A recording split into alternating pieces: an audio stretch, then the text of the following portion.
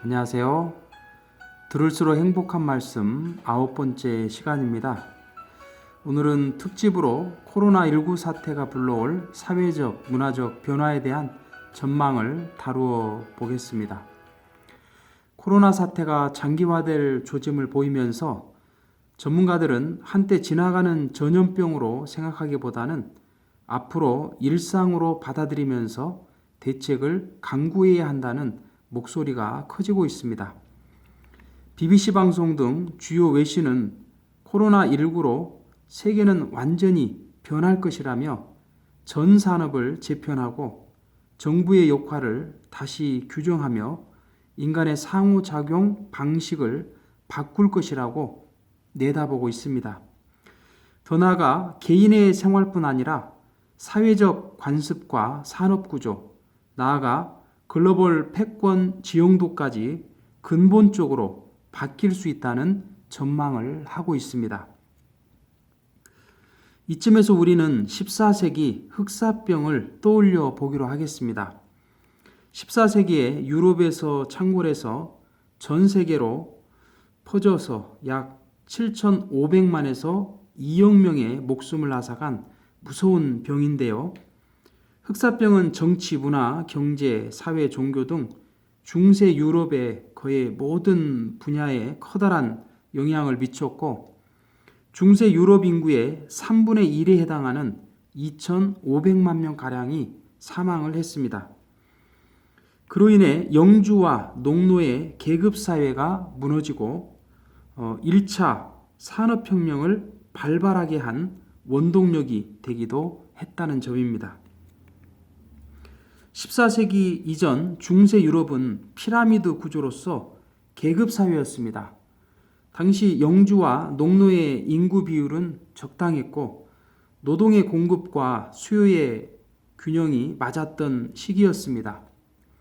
그러나 흑사병은 이러한 균형을 무너뜨렸고 영양 상태가 부실한 농노가 흑사병으로 더 많이 피해를 입었고 이는 노동 부족을 야기했으며 남아있는 농노의 이탈 방지를 위해 지위를 향상시켰을 뿐만 아니라 농노의 사유 재산이 늘어나게 된 계기가 됩니다.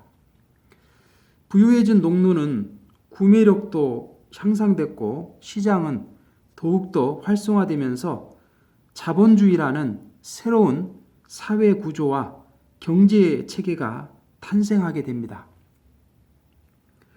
또한 흑사병은 종교에도 일부 영향을 미치게 되는데요. 중세 유럽은 로만 카톨릭을 중심한 교회 중심 사회였습니다. 그러다 보니 교회 안에 물질 만능주의가 생겨나면서 퇴폐적이고 타락한 교회가 늘어나게 되었습니다. 이즘 흑사병은 죽지 않으리라고 믿었던 수도사의 목숨까지 앗아갔기 때문에 중세교회의 권위는 하루아침에 무너지게 되었고 의식 있는 교인들에 의해 퇴폐적이고 타락한 교회로부터의 각성운동이 일어나면서 종교개혁의 가속화가 진행이 되었던 것이죠. 다른 한편으로는 교회에 대한 거부와 권태를 느낀 사람들로 인해 신중심에서 인간중심한 르네상스 문화가 꽃피워지는 계기가 마련이 됩니다. 이처럼 중세시대의 흑사병은 많은 것을 바꾸어 놓는 계기가 되었습니다. 현재 우리가 겪고 있는 코로나19도 흑사병 이상의 새로운 변화의 물결을 가져올 것으로 예상됩니다. 하버드대 국제관계학 교수인 스테판 월트 교수는 미국과 유럽의 코로나19 대응은 아시아 국가들보다 뒤처졌다면서 세계 파워의 구심점이 서구에서 아시아로 이동할 것이라고 예상했습니다. 또한 코로나19가 사회적 관습마저 뿌리채 바꿀 수 있다는 전망도 나오고 있는데요. 서구식 인사인 키스, 포옹 등 사회적 관습마저 바이러스 전파를 막기 위해 팔꿈치 인사나 악수 등으로 대체하면서 서양식 키스와 포옹 인사가 폐기될 가능성도 내다보고 있는 실정입니다. 이번 코로나로 한국이 주목받듯이 한국의 격려하는 인사가 새로운 대안으로 떠오르길 기대해 봅니다. 게다가 지난 수십 년간 진행되었던 도시 중심적인 산업 구조가 사회적 거리두기로 인해 새로운 국면을 맞이하게 될 것이라고 전망하기도 합니다.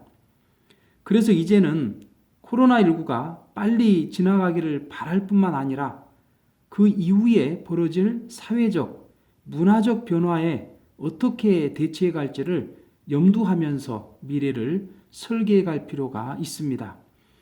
우리가 생각하는 그 이상 코로나 사태는 새로운 세상을 여는 하나의 티핑 포인트가 될 것이라고 조심스럽게 예상해 보면서 그 부분은 특집 2에서 다루어 보겠습니다. 오늘도 어려운 시국이지만 위기를 기회로 삼으시면서 더 많은 기쁨, 더 많은 치유, 더 많은 행복이 가득하시길 기원드립니다. 감사합니다.